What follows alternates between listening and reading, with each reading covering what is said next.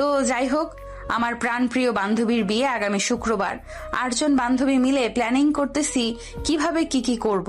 ইতিমধ্যে বান্ধবীর হবু জামাইয়ের ছবি দেখা হয়ে গিয়ে এক দফা গুণকীর্তন করা হয়ে গেছে। বান্ধবী আমার মহা খুশি। খুশি হবে নাই বা কেন, এত সুন্দর জামাই বলে কথা, আমরাও মহা খুশি। আমাদের ভয়েস অফ নয়ন ইউটিউব চ্যানেলের রোমান্টিক লাভ স্টোরি গল্প শুনতে এখনই আমাদের চ্যানেলটি সাবস্ক্রাইব করে রাখুন। ধন্যবাদ।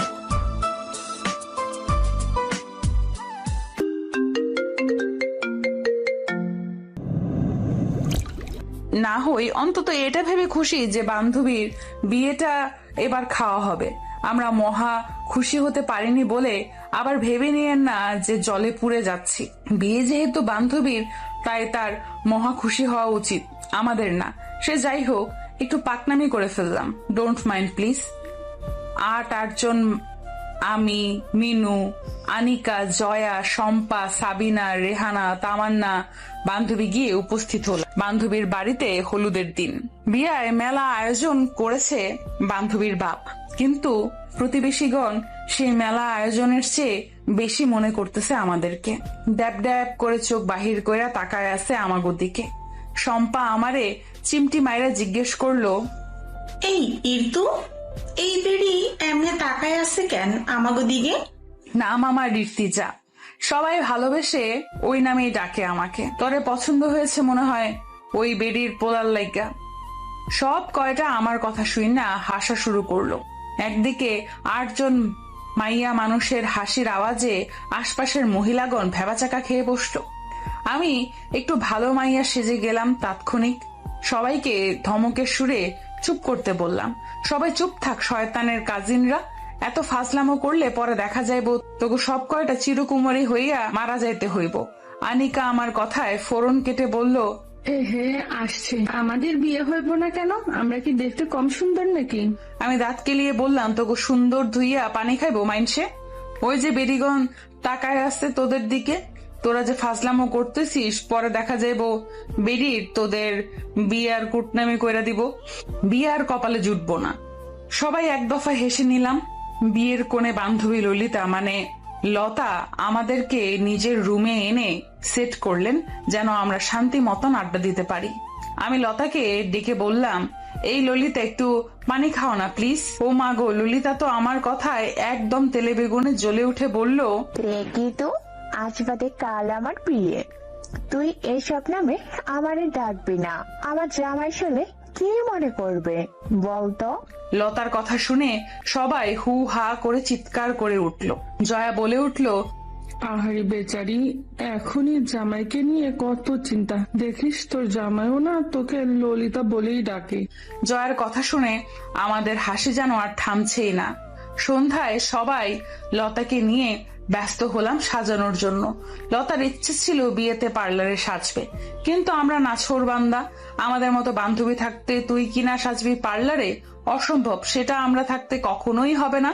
পার্লারের বেডিরে যা টাকা দিবি দরকার পড়লে ওগুলো আমাদের দিবি, তাও আমরাই সাজাবো। লতা চিন্তিত কণ্ঠে বলল, দেখ, বাজেট করে সাজাবি না কিন্তু, ভালো করে সাজাবি। লতার কথায় কিছুটা রাগ হলো। আমরা বান্ধবীরা মজা করে বলে, কি তোর বিয়েতেও তোকে নিয়ে তোর সাজসজ্জা নিয়ে মজা করব? মেনু বলে উঠলো, হ্যাঁ ইজদু, তুই এত সিরিয়াস হচ্ছিস কেন? জানিস তো লতা যে হাবাগোবা। মিনুর কথাতে লতা একেবারে কেঁদে কেটে একাকার। তুই আমাকে হাবা গোবা বললি মিনু? আমার বর যদি জানতে পারে তাহলে কি আমাকে বিয়ে করবে?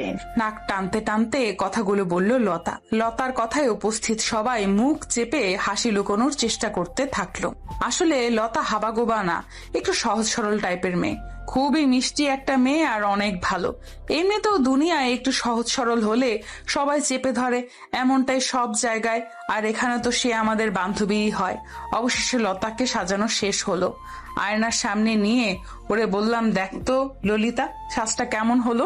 লতা আয়নায় একটু সময় চেয়ে থেকে বলল, সাজ তো হয়েছে মন মতো, কিন্তু তোর মুখের ভাষা ঠিকঠাক লাগছে না। আমি হাসলাম লতার কথায়। লতাকে বাইরে স্টেজে বসিয়ে দিয়ে আসলাম, বলে আসলাম, আপনারা যা করার করে নেন, আমরা বান্ধবীরা সাজুগুজু করে এসে যেন দেখি আপনাদের কাজ শেষ। খুব বড় সড়ো হুমকি দিয়ে চলে আসলাম রুমে। এবার আমাদের ভূত হওয়ার পালা। 8 জন মাইয়া মানুষ, আর সাজতে কত সময় লাগতে পারে বলেন তো দেখি। কিন্তু না, আমি ওদের সবাইকে বুঝিয়ে বললাম, দেখ কেউই লেট করবি না, সবাই যার যার সাজ তাড়াতাড়ি করে কমপ্লিট করবি, আর কারো সমস্যা হলে আমি হেল্প করব, যেহেতু আমি সাজবো না। আমি আসলে সাজুগুজু তেমন করি না, তাই তোদেরকে আমি হেল্প করে দিচ্ছি, তাড়াতাড়ি কর, তা না হলে গভীর রাত হয়ে গেলে তোদেরকে ভূত ধরবে এই গ্রামে। রাতের ভূতের ভয়ে হোক আর যে কারণেই হোক, সবাই খুব তাড়াতাড়ি সুন্দর করে সেজে গুজে রেডি। মাশাআল্লাহ, সবাই কি সুন্দর লাগছে। বের হওয়ার আগে বললাম, এই তোরা এদিকে আয়, তোদের সুন্দর লাগছে খুব, একটু গায়ে ফু দিয়ে দিই। আমার কথায় যেন তারা আকাশ থেকে পড়লো, পাত্তা না দিয়ে চলে গেল বাহিরে। আমিও পাত্তা না পেয়ে পাত্তাহীনতা নিয়ে চলে আসলাম বাহিরে। অনেক মানুষ বাহিরে, বাড়ির মেয়ের বিয়ে বলে কথা, মানুষ তো থাকবেই।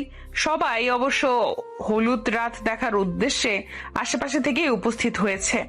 আমরা 8 জন যখন একসাথে বের হলাম, সবাই আমাদের দিকে হা করে তাকিয়ে আছে। আসলে 8 জন মেয়ে এক জায়গায় থাকায় একটু বেশিই লাগছে। সবার চাওয়া চাইতে আমি একটু অস্বস্তিতে পড়ে গেলাম। আর এত লাইটিং এর মধ্যেও কেমন যেন গা গুলাচ্ছে, তাই একটু আড়ালে আসার চেষ্টা করলাম, তাও কারো কারো দৃষ্টি যেন আমাদের উপরেই। আমি কিছুটা বিরক্ত হয়ে বললাম, কি রে, এরা সবাই এমন হা করে তাকিয়ে আছে, থাকবে নাকি সারা রাত? এত তাকানোর কি আছে বলতো? তোকে যে একটু বেশি সুন্দর লাগতেছে তাই সবাই তাকিয়ে আছে রে ইতু। আমি ব্রু কুচকে বললাম, কি, আমি তো সাজলামই না, আমাকে সুন্দর লাগার কি হলো বলতো গাধি? কোন এক পাশ থেকে কেউ জবাব দিল, কাউকে না সেজেও যে এত স্নিগ্ধ লাগতে পারে সেটা আপনাকে না দেখলে বিশ্বাস করতাম না। কথাটা শুনেই সবাই একসাথে চমকিয়ে ঘাড় ঘুরিয়ে তাকালাম। কে বলল? কাউকে তো দেখছি না। কে বলল এই কথাটা? সকাল হতেই বিয়ের তোড়জোড় পড়ে গেল। বাহিরে পাখির কিচির মিচির, প্রতিবেশীদের হাক ডাক, আত্মীয় স্বজনদের আনন্দ উল্লাসে আর বাচ্চা কাচ্চাদের চিল্লাচিল্লিতে পরিবেশটা কেমন জমজমাট হয়ে উঠেছে। এদিকে আমরা তো চিল্লাচিল্লিতে আর ঘুমোতে পারলাম না। ইচ্ছে না থাকা সত্ত্বেও উঠতে হলো আমাদেরকে। আমরা উঠে পড়লাম। শম্পা লতাকে ডেকে নিল। এর মধ্যেই আমি বারণ করলাম লতাকে যেন না জাগায়। বেচারি মাঝরাত পর্যন্ত হলুদের কোণে সেজে বসেছিল সঙ্গের মত। বিরক্ত লাগলেও প্রকাশ করার অনুমতি নেই। বিয়ে বলে কথা, এক একজন আসছে আর ফটোশুট করছে, এই ছিল কাহিনী। অবশ্য গতকাল রাতে ভালো ঘুম হয়নি কারোরই, তাও আমরা উঠে গেলাম। লতা না হয় আরেকটু ঘুমিয়ে নেক, আজকে আবারও ওর উপর দিয়ে ধকল যাবে। আমার এই বড় মানুষের মতো কথা শুনে সবাই আমাকে এক দফা পচিয়ে নিল। অবশ্য তাতে আমার কিছু যায় আসে না। সকালের খাবার ইতিমধ্যে সবার শেষ। বিয়ে বাড়িতে তো হট্টগোল থাকবেই, কিন্তু এই মুহূর্তে আমার এসব আর ভালো লাগছে না। মাথাটা কেমন ঝিমাচ্ছে। কাল রাতে ঘুম হয়নি, মূলত এইটাই তার কারণ। আর এত মানুষজনের ভিড়ও আমার তেমন পছন্দ নয়। আমার কেবল নিরিবিলিতেই থাকতে ভালো লাগে। শম্পাকে এইসবই বলছিলাম। লতা এসে বলল, তাহলে তোরা একটু বাড়ি থেকে বের হয়ে আমাদের পুকুর পাড় থেকে হেঁটে আয়, ভালো লাগবে। লতার একজন কাজিনকে সাথে নিয়ে আমরা চলে আসলাম লতাদের পুকুর পাড়ে। আহা, এত শান্তি এখানে, স্নিগ্ধ বাতাস যা মন ছুঁয়ে যায়। পুকুরের পানি স্বচ্ছ, একদম টলমল করছে। পুকুরের এত সুন্দর পানি দেখে আনিকা বায়না ধরলো এখানে যেন গোসল করা হয়। অর্ধেক রাজি হলো আর কেউ কেউ রাজি হয় নাই। আমিও অবশ্য রাজি হইনি। এই খোলামেলা পরিবেশে গোসল করা সম্ভব নয়। তারপর আবার বিয়ে বাড়ির কত লোকজন আছে। পুকুর পাড়ের অনেক গাছগাছালির মধ্যে ফলের গাছ ছিল কিছু, যেখান থেকে আমরা প্রায় অর্ধেক শেষ করে বাড়ির দিকে রওনা দিলাম। বর চলে আসছে, সবার রেডি হওয়া প্রায় শেষ। লতাকেও সুন্দর করে সাজিয়ে দিলাম আমরা। লতার কিছু কাজিন এসে আমাদেরকে বলল, আপু, আমরা বরকে ঘেটে ধরবো কি না? ওর কথা শুনে আনিকা বলে উঠল, সে যাবে? আমি এক ধমকেই সবাইকে থামিয়ে দিলাম। লতার কাজিনদের বুঝিয়ে বলে দিলাম, আমরা এখান থেকে কেউই যাচ্ছি না। আর তোমাদের জন্য উপদেশ থাকবে, তোমরা যাওয়ার দরকার নাই, কোনো ছেলেকে পাঠাও, বাকিটা তোমাদের ইচ্ছা। লতা বলল, কি হতো গেলে? যেতে না হয় একটু? বিয়েতে তো আনন্দ করবি, তুইও যাবি না, ওদেরও যেতে দিবি না। আমি বললাম আমি যাব না মানে ওরাও যাবে না। নিজের ভালো করব আর এদের ভালোটা চাইবো না। বাদ দে তোরা এসব, বুঝবি না। এক দফা তর্ক বিতর্ক করা শেষ, আর করা যাচ্ছে না, তাই লতাকে পাঠিয়ে দিলাম স্টেজে। খাওয়া দাওয়া শেষ করলাম, এবার বান্ধবীর বরকে একটু দেখে আসার সময় হলো। সবাই মিলে গেলাম একটু দেখতে। বর দেখে তো আমরা সবাই অবাক হয়ে গেলাম, এমন কেন লাগতেছে বেটারে? শম্পা তো বলেই ফেললো, এ কি, এটা বর?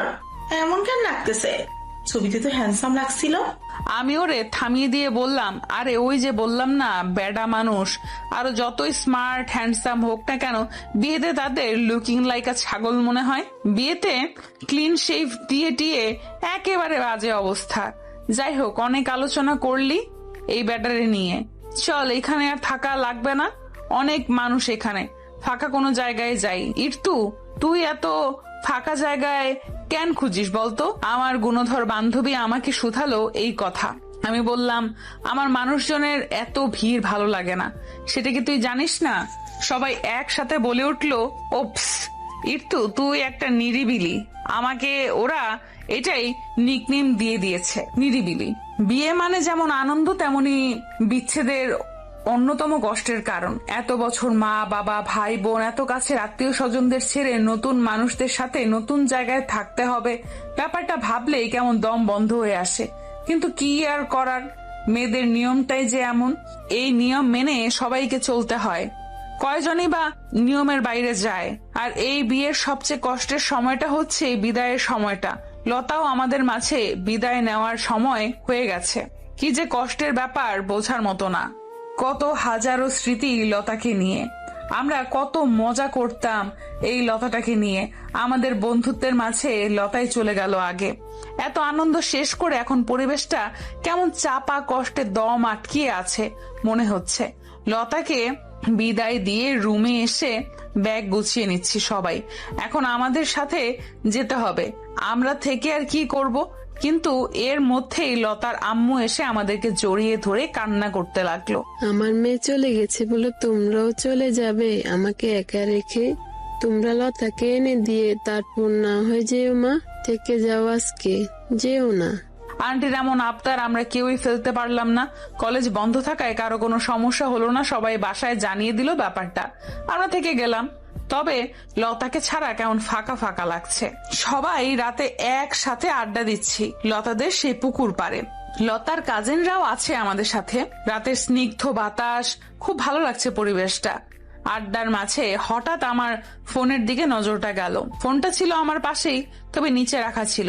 কলার সাথে নজর দিলাম ফোনটার দিকে, কিন্তু তাকিয়ে দেখলাম ঠিক ফোনের স্ক্রিনের উপরে একটা চিরকুট রাখা। সবার নজর আমার ফোনের উপরে। কল আসাতে ওরা তাকিয়েছিল, কিন্তু তখনই ফোনের আলো জ্বলে ওঠার সাথে সাথে চিরকুটটা দেখে ফেললো। সবাই কোনো রকম লাফিয়ে পড়লো চিরকুটটা দেখার জন্য। আমি সবাইকে থামিয়ে দিয়ে বললাম, থাম, আমি দেখাচ্ছি। প্রিয় বিহঙ্গ, ভয়ঙ্কর রকমের মায়াবতী আপনি। জাস্ট এইটুকুই লেখা ছিল। সবাই হা হু করে উঠলো, কিন্তু আমি আবারও অবাক হলাম আর মনে মনে ভাবছি, কে এসে? লতার বিয়ের 2 দিন হয়ে গেল। লতাদের বাড়িতেই আছি আমরা এখনো। আগামীকাল লতাকে এনে দিয়ে চলে যাব। এখানে সবাই মিলে ভালোই সময় যাচ্ছে। সবাই মিলে আড্ডা দিচ্ছি, মাঝে মাঝে লতাকে মিস করছি। তবে হুট করে ওই অচেনা মানুষটা যে কই থেকে এসে একটু খোঁচা মেরে চলে যায়, সেটাই বুঝতে পারছি না। এই বিষয়টাই মাঝে মাঝে ভাবাচ্ছে আমাকে। আমার বান্ধবীরাও অবশ্য এটা নিয়ে অনেক ভাবনা চিন্তা করছে, কিছুই পায় নাই। কে সে, এটাই এখন মনের একমাত্র ভাবনা। যাই হোক, বিষয়টাকে এতটাও পাত্তা দেওয়া উচিত হবে না ভেবে চেপে গেলাম। যার দরকার পড়বে সে নিজে এসে ধরা দেবে, আমরা তো চিন্তা করে লাভ নেই। আজ লতার শ্বশুর বাড়িতে যাচ্ছি সবাই মিলে। আমরা 8 জন বান্ধবী আর লতার অনেকগুলো কাজিন মিলে সুন্দর করে রেডি হলাম। বান্ধবীর শ্বশুর বাড়ি বলে কথা, আমাদের ভাবসাবি তো আলাদা রকমের। সবাই রেডি প্রায় শেষ। এমন সময় সাবিনা শম্পাকে উদ্দেশ্য করে বলল, এ কি, তুই এমন লিপস্টিক লিপস্টিক লাগিয়েছিস কেন? শম্পা মুখ চোখ কালো করে বলল, তাতে তোর কি? তোর মন চাইলে তুইও দে, অভাব পড়ছে নাকি? ওপাশে আবার আনিকা মিনুকে বলে উঠল, কিরে মিনু, পারফিউমের ডিব্বা কি খালি করে ফেলছস নাকি? এত পারফিউম দেয় কেউ? শম্পা বলে উঠল, মিনু মনে হয় পারফিউম দিয়ে গোসল করে ফেলছে। এই বলে সবাই হুট করে হেসে উঠল। এদের এই একটা কাজ, আজে বাজে কথা বলে নিজেরাই বলদের মতো হাসাহাসি করে। লতা শ্বশুর বাড়িতে এসে ইতিমধ্যে আমাদের সবার খাওয়া দাওয়া প্রায় শেষ। লতার জামাইয়ের সাথে কিছু সময় আমরা হাসি ঠাট্টা করলাম। লতার খোঁজে লতার রুমে ঢুকলাম। একসাথে সবগুলো লতা রেডি হচ্ছিল। শম্পা বরাবরই একটু সোজা সাপটা টাইপের। হুট করে সবার সামনে জিজ্ঞেস করে বসলো, কিরে ললিতা, তোর জামাই তোরে বাসর রাইতে কি উপহার দিল? শম্পার এমন আহাম্মকের মতো প্রশ্ন শুনে রুমে থাকা প্রতিটি প্রাণী ইঁদুর গর্ত খুঁজতেছিল লুকানোর জন্য। তা না করে উপায় আছে? এখানে প্রায় অনেক মুরব্বী ছিল। ওর এহেন কথা শুনে ওনারা কি না কি ভেবে বসে থাকবেন। এরই মধ্যেই লতার নানি শাশুড়ি বলে উঠল, এখনকার পোলাপান গুলো যে এত জাউয়ার জাউরা। সাবিনা বুদ্ধিমত্তা প্রকাশ করতে গিয়ে বলল, আরে নানি, আসলে ও তো বিয়া, তা একখানা বাচ্চাও আছে, এই জন্য এমন প্রশ্ন করছে। সাবিনার এমন কথা শুনে শম্পা সহ সবাই হুয়াঙ্কার দিয়ে হেসে উঠল। আমি প্রসঙ্গ পাল্টিয়ে বললাম, লতা, তোর রেডি হওয়া শেষ কর তাড়াতাড়ি, আমাদের আবার বের হতে হবে। এবার আমাদের বের হওয়ার পালা। যাওয়ার সময় বাঁধলো আর এক বিপত্তি। একে একে সবাই গাড়িতে উঠে গেল। এদিকে আমি এখনো উঠতেই পারিনি। কি করে বা পারবো? গাড়িতে জায়গা হচ্ছে না যেন। আসার সময় ভালোই জায়গা হয়েছিল, এখন মানুষ বেড়েছে মনে হচ্ছে। সামনের দুইটি গাড়ি ছেড়ে দিয়েছি। আমার বান্ধবীরা হয়তো বুঝতেও পারেনি যে ওদের ঠেলাঠেলিতে আমি গাড়িতেই উঠতে পারিনি। মনের দুঃখে কানতে মন চাইতেছে। এদের মধ্যে দেখলাম লতার জামাই আমাকে ইশারায় ডাকলো। আমি কাছে গিয়ে দেখলাম ওদের গাড়িতে আমি যেতে পারবো। ওদের গাড়িটাই ছিল। উপায় না দেখে ওদের গাড়িতেই উঠতে হলো। পেছনের সিটে আমি, লতার আর ওর হাজবেন্ড বসেছি। সামনে ড্রাইভার বাদে আরো একজন আছে, কিন্তু লোকটা এমন ভাবে বসেছে যে তাকে স্পষ্ট দেখা যাচ্ছে না। আর এখন প্রায় সন্ধ্যা, যে কারণে আরো দেখা যাচ্ছে না। যাই হোক, কে না কে আমার তো দেখার ইচ্ছে নেই। লতাদের সাথে বসে আমার কেমন অস্বস্তি লাগছিল। লতা বুঝতে পেরে হেসে হেসে বলে উঠলো, এই তো, তোর সমস্যা হলে ড্রাইভার আঙ্কেলের সাথে গিয়ে বসতে পারিস। ওর এমন মজার কথা শুনে আমি যেন আরো বেশি অস্বস্তিতে পড়ে গেলাম। কোন রকমে চাপা সুরে ওরে থামিয়ে দিলাম। হঠাৎ খেয়াল করলাম পুরো রাস্তায় লতা আর ওর হাজবেন্ড মিলে অনেক হাসাহাসি করলেও সামনে বসে সেই অচেনা মানুষ টু শব্দও করলো না। একদম বসে আছে, কোনো লড়াচড়াও নেই। একটু অদ্ভুত লাগলো ব্যাপারটা। উনি এমন কেন করছেন? উনি কি বোবা নাকি? কথা বলতে পারে না? আর মানুষ তো একটু লড়াচড়াও করে। ব্যাপারটা আজব লাগতেছে ভীষণ। বান্ধবী লতাদের বাড়ি থেকে চলে আসছি আজকে সকালে। এসে লম্বা একটা ঘুম দিয়েছি। শরীর ভীষণ ক্লান্ত। কোথাও যাওয়াটা অনেক বিরক্তিকর ব্যাপার মনে হয়। শরীর কেমন ম্যাচ ম্যাচ করে। ঘুমিয়েছিলাম ঠিক, কিন্তু আম্মু এসেই চিল্লা ফাল্লা করে ঘুম থেকে উঠালো। ঘুম থেকে উঠছি ঠিক, কিন্তু বিছানায় ঝিম মেরে বসে আছি। উঠতে ইচ্ছে করছে না। সেই দিনের ওই লোকটাকে ভালো করে দেখা হলো না। ভালো করে নয়, বরং দেখাই হলো না। রাস্তায় উনি নেমে গেছিল। পরে বাড়িতে এসে জানতে পারলাম এটা লতার মামাতো দেবর হয়। লোকটা যে অনেক ভদ্রসদ্র সেটা ওনার ব্যবহার দেখেই বোঝা গেল। যাওয়ার সময় লতার হাজবেন্ডকে ছোট্ট করে জানিয়ে গেল বিদায়। উনি ওনার কর্মস্থলে যাচ্ছে। লতার কাছ থেকে এইটুকু জানতে পেরেছিলাম। অবশ্য আমি জিজ্ঞাসাও করিনি। গাড়ি থেকে নামার পর শম্পাই দৌড়ে আসছিল আমাদের কাছে। এসেই হন্তদন্ত হয়ে জিজ্ঞেস করলো, কিরে ইর্তু, তুই হুট করে উদা হয়ে গেলি যে? লতাদের গাড়িতে আসছস? তা ওই ছেলেটা কে রে? বেশ স্মার্ট দেখতে কিন্তু। একসাথে এতগুলো প্রশ্ন শুনে আমি হতবাক। কি করে পারিস এত প্রশ্ন করতে? একটা একটা করে উত্তর দে তুই, তাহলেই হয়। ডোন্ট কেয়ার ভাব নিয়ে বলল কথাটা। আমি ওরে পাত্তা না দিয়ে চলে আসছিলাম রুমে। বাহিরে দাঁড়িয়ে ওই মুহূর্তে ওর এমন হাবিজাবি প্রশ্নের উত্তর দেওয়ার মুড ছিল না আমার, ভীষণ মাথা ধরেছিল। পরে অবশ্য শম্পার জোরাজুরিতে লতা আমাদেরকে সব কিছু বলেছিল, সাথে ছেলেটার প্রশংসাও করতে বাদ রাখেনি। যাই হোক, তাতে আমার কি। বিছানায় ঝিম মেরে বসে থাকা অবস্থাতেই হঠাৎ করে ফোনটা টুং করে উঠলো। ফোনটার কথা মনে পড়লো। বিয়ের পাল্লায় পড়ে ফোনটাকে সময় দিতে পারলাম না তেমন। অনলাইনও হয়নি কতদিন। অবশ্য তাতেই বা কার কি, অনলাইনেও তো আর আমার পাতানো সংসার নেই। এইসব উদ্ভট কথা ভাবতে ভাবতেই ফোনটা হাতে নিলাম। কেউ একজন আমাকে কন্ট্যাক্ট নাম্বারে টেক্সট দিয়েছে। প্রিয় বিহঙ্গ, এই তপ্ত দুপুরের দাহন আর সহ্য হচ্ছে না। তোমার স্নিগ্ধ মুখখানা দেখতে পেলে হৃদয় মন দুটোই বরফের ন্যায় ঠান্ডা হতো। অবাকের সপ্তম আকাশে পৌঁছে গেলাম আমি এমন মেসেজ দেখে। যেমন অবাক হয়েছি তেমনই হাসিও পাচ্ছে। হাসি পাচ্ছে তার কারণ হচ্ছে আমি আহামরি কোনো সুন্দরী না, কোনো অপ্সরাও না। তাহলে এই আহাম্মক এসব কি বলছে? যত সব আবেগ। আসলে এইসব ভালোবাসা আবেগের কথা শুনতে আমার মোটেও ভালো লাগে না। আমার শুধু মনে হয় এইসব ভালোবাসা কেবল যারা খুব সুন্দর তাদের জন্য, আমার মতো অসুন্দরীদের জন্য না। কেউই এইভাবে বললে আমার মনে হয় আলগা পিরিত দেখাচ্ছে, আর না হয় নিশ্চয়ই কোনো না কোনো স্বার্থ আছে এতে। আসলে আমার এমন ভাবনার কারণও আছে বটে। শুধু শুধু তো আর কেউই এমন ভাবে না। ছোটবেলা থেকেই দেখে আসছি আমার মা ছাড়া কেউই আমাকে স্বার্থ ছাড়া সামান্য কাছে ডেকে বসায়ও নাই। আর সেখানে নাকি আমাকে কেউ ভালোবাসবে। কেউই কখনো যদি ডাকতো আমাকে যে ইরতু একটু শুনে যা, তখন কত শখ করে যেতাম আমি তার কাছে। কিন্তু গেলে হয় সে আমাকে কোনো কাজ করে দিতে বলতো, না হয় কটু বাক্য শুনিয়ে দিত। ভাবা যায় মানুষ আমাকে ডেকে নিয়ে কটু বাক্য শোনাতো। এই আমি কি না করব মানুষকে বিশ্বাস।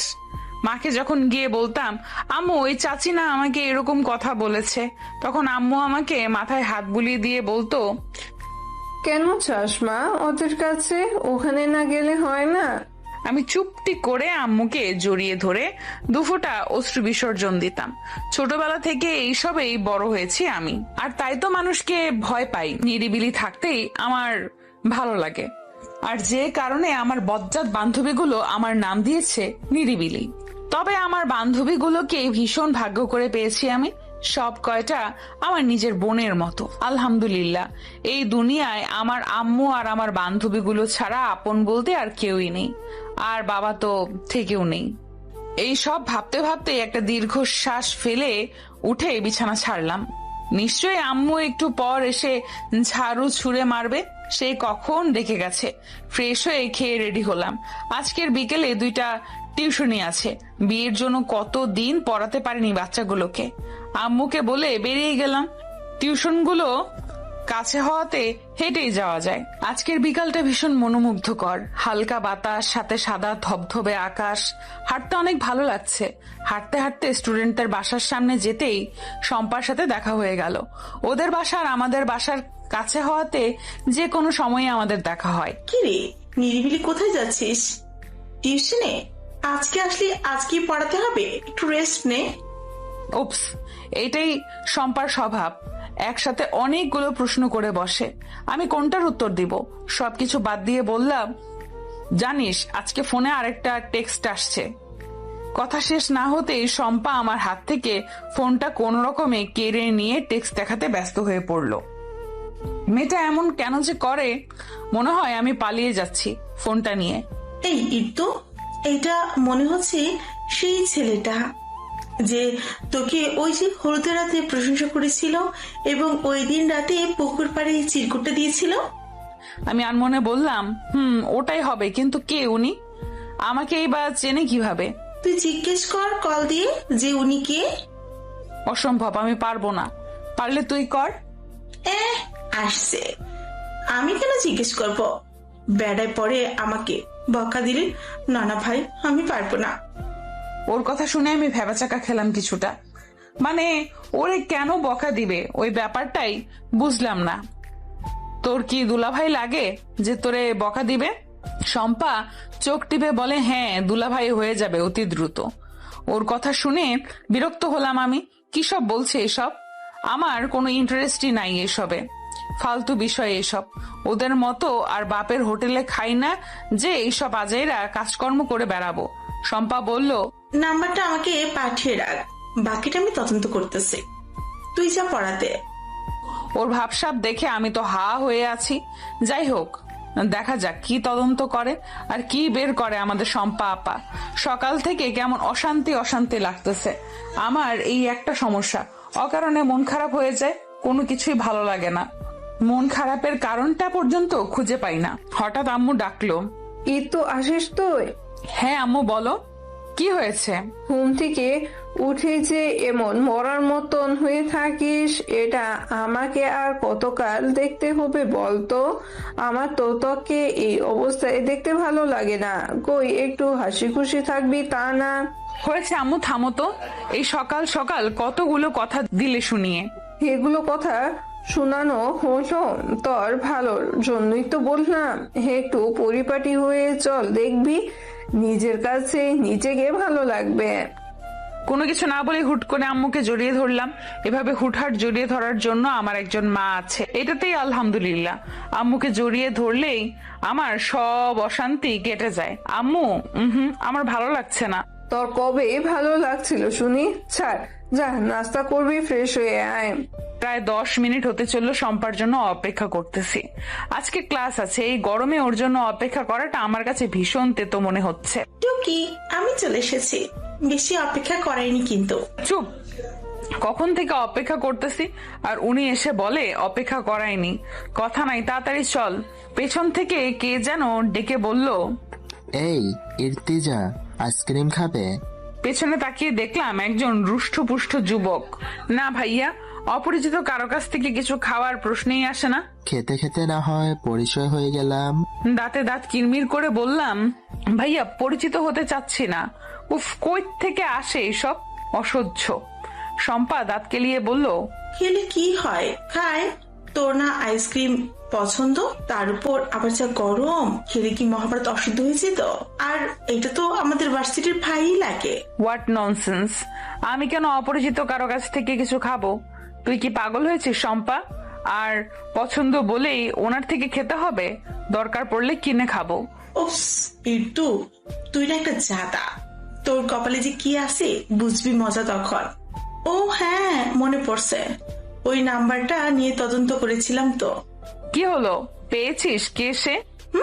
পেয়েছি, কিন্তু তোর এমনি এমনি কেন বলবো? ট্রিট দে। আমাকে পাগল মনে হয় তোর? আমি কেন ট্রিট দিব? তুই এত কিপটামি করিস কেন? তোর এই ফালতু খবর শুনতে হলে তোকে ট্রিট দিতে হবে আমাকে? দরকার নাই, তোর মতো বাপের হোটেলে খাই না। অনেক ঝগড়াঝাটি করে ক্লাসে এসে দেখি সবাই আমাদের দিকে হা করে তাকিয়ে আছে। কি ব্যাপার, কি হলো?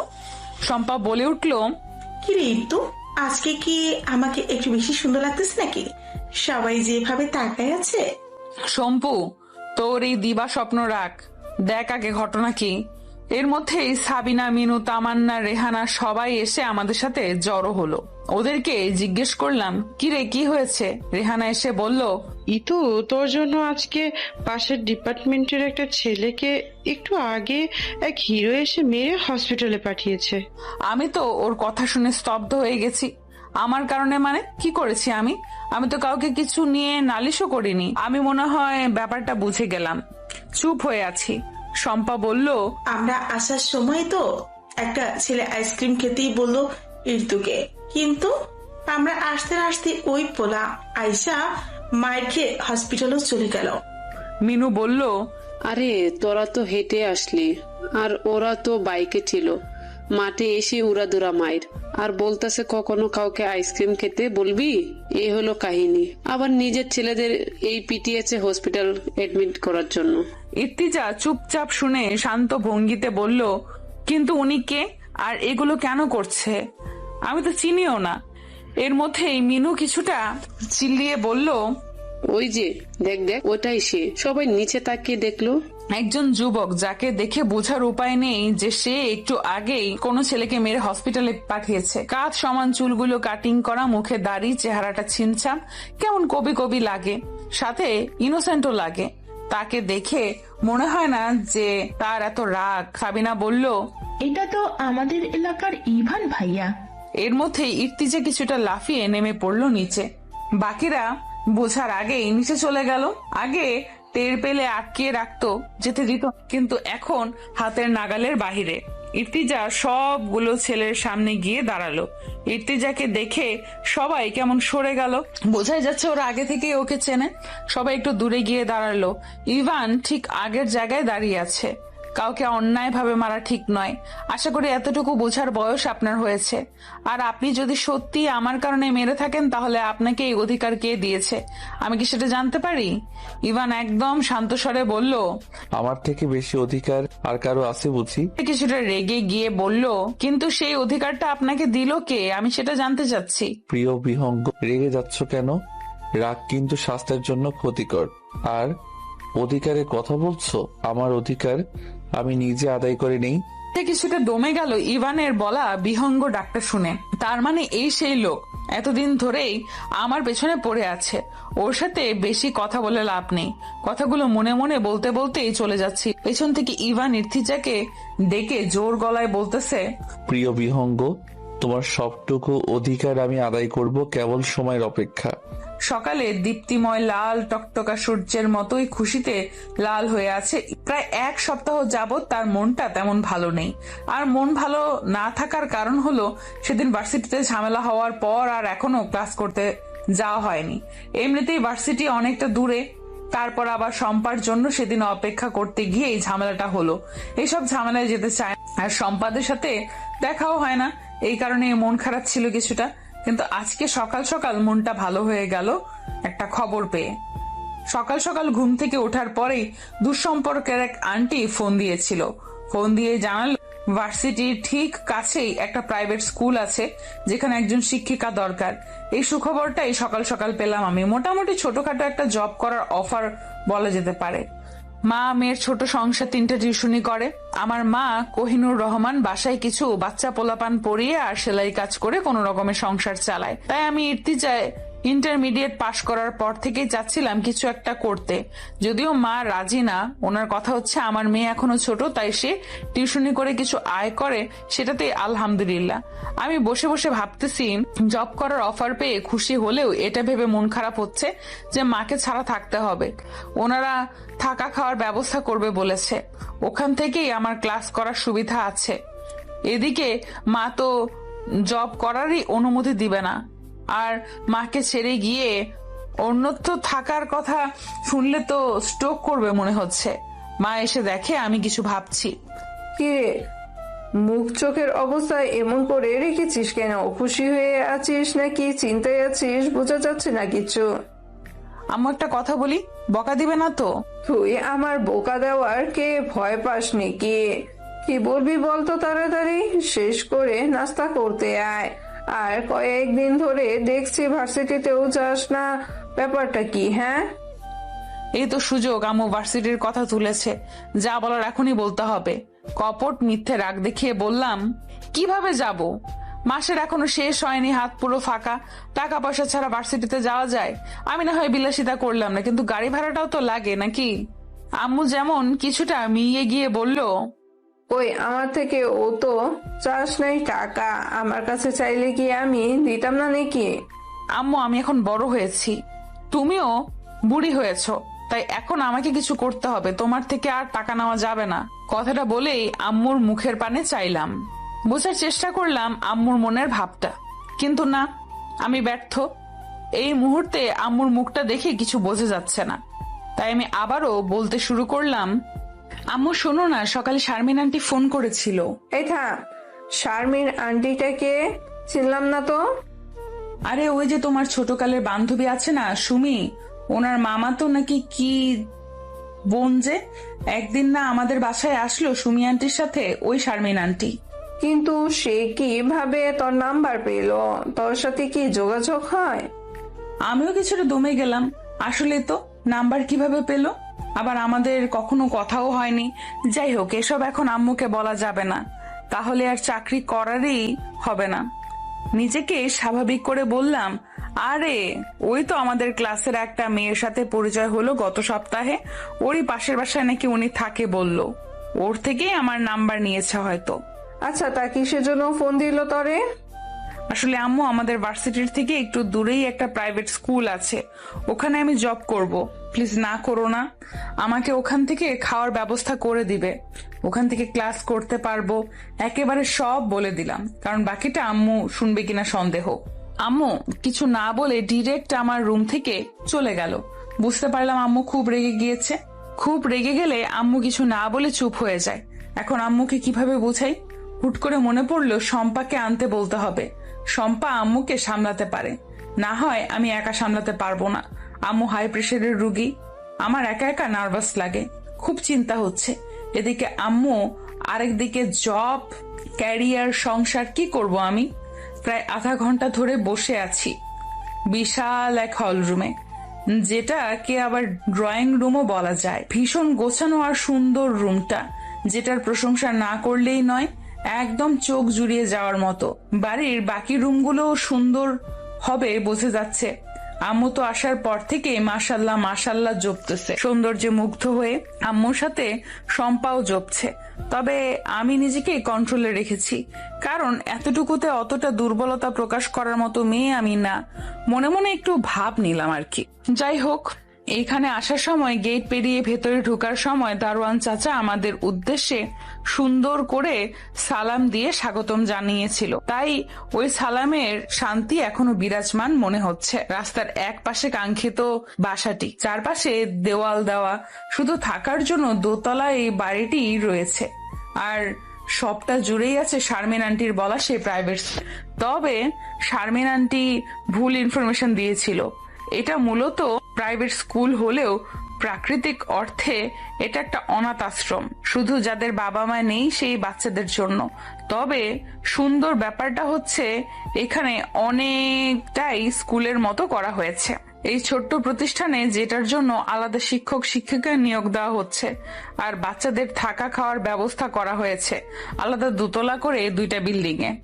ওখানে আবার ওদের দেখাশোনা করার জন্য অন্য কেয়ারটেকার রয়েছে, আর একটা 2তলা বিল্ডিং রয়েছে, যেটাতে আমার মতো স্টুডেন্ট প্লাস শিক্ষিকাদের থাকার সুব্যবস্থা। সব মিলিয়ে খুব সুন্দর একটা ব্যাপার। এখানে আসার পর এই ইনফরমেশন গুলোই সংরক্ষণ করেছি। আর সবচেয়ে নজর কাড়া বিষয় হচ্ছে পুরো বাড়ি জুড়ে ফুল আর ফুল, পাশে ফুলের বাগানও আছে। ফুল তো আমার অনেক প্রিয়, মনে হচ্ছে বাড়িটাকে যেন সাজিয়েছে আমি আসবো বলে। দারোয়ান চাচার দেখিয়ে দেওয়া রুমে এসে বসার পর থেকে কাউকে দেখতে পাচ্ছি না। শুধু একজন মহিলা এসে বলে গেল, আপনি বসেন একটু, খালাম্মা নামাজ শেষ করে আপনাদের লগে দেখা করব। শম্পা বলে উঠল, আপনার খালাম্মা এই সকাল 10টা বাজে কিসে নামাজ পড়ে? মহিলাটা কিছু না বলে চলে গেছে। এদিকে আম্মু শম্পার দিকে চোখ বড় করে তাকিয়ে আছে এরকম প্রশ্ন করাতে। আমি শম্পাকে 2টো থাপ্পড় মেরে বললাম, এমন টাইপের চারশতের নামাজ পড়ে হয়তো উনি। চারশতের নামাজের নিয়ম সাধারণ নফল নামাজের মতোই। সূর্য 1/4 উপরে উঠলে গ্রীষ্মকালে 9টা থেকে 10টা, আর শীতকালে 10টা থেকে 11টার সময়ে চারশতের নামাজ পড়তে হয়। শম্পাকে মা মেয়ে মিলে জ্ঞান দিছিলাম। এমন সময় একজন ভদ্রমহিলা রুমে প্রবেশ করে আমাদের সবার উদ্দেশ্যে সালাম দিলেন। আসসালামু আলাইকুম ওয়া রাহমাতুল্লাহি ওয়া বারাকাতুহু। আম্মু সালামের জবাব দিল, ওয়ালাইকুম আসসালাম ওয়া রাহমাতুল্লাহি ওয়া বারাকাতুহু। ভদ্রমহিলা, আপনাদেরকে অনেকটা সময় বসিয়ে রাখলাম, কিছু মনে করবেন না আপা? না না, কিছু মনে করিনি আপা, কি মনে করব?